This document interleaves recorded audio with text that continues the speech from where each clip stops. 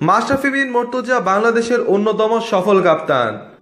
তার হাত ধরেই বাংলাদেশ ছুঁয়েছে অনেক মাইল ফলক, যার মূল কারণে রয়েছে মাশরাফি বিন মুর্তজার বুদ্ধিদীপ্ত অধিনায়কত্ব এবং তার সৌভাগ্য। চ্যাম্পিয়ন্স ট্রফিতে নিজেদের দ্বিতীয় ম্যাচে অস্ট্রেলিয়ার বিপক্ষে বাংলাদেশের খেলায় মাশরাফি বিন মুর্তজার তেমনই একটি বুদ্ধিদীপ্ত ক্যাপ্টেন্সি দেখল পুরো বিশ্ব। বৃষ্টির পাশাপাশি মাশরাফির বুদ্ধিদীপ্ত অধিনায়কত্বই নিশ্চিত হার থেকে বাংলাদেশকে বাঁচাতে সাহায্য করেছে।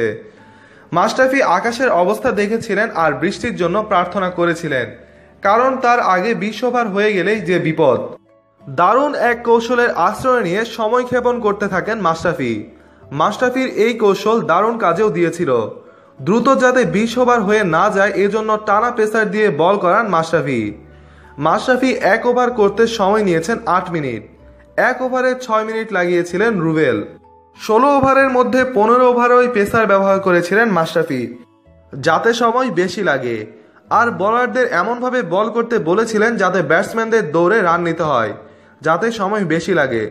মাশরাফির এই কৌশল সফলও হয়েছিল।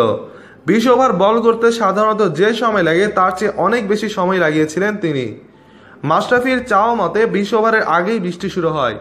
ম্যাচ শেষে বাংলাদেশি সাংবাদিকদের কাছে এটা স্বীকারও করেছেন অধিনায়ক। মাশরাফিদের এই সময় ক্ষেপণ বুঝে ফেলেছিল অজিরা, এজন্য মাঠে অস্থির হয়ে উঠেছিল ওয়ার্নার স্মিথ, কিন্তু মাশরাফি ছিলেন তার কৌশলে অটল।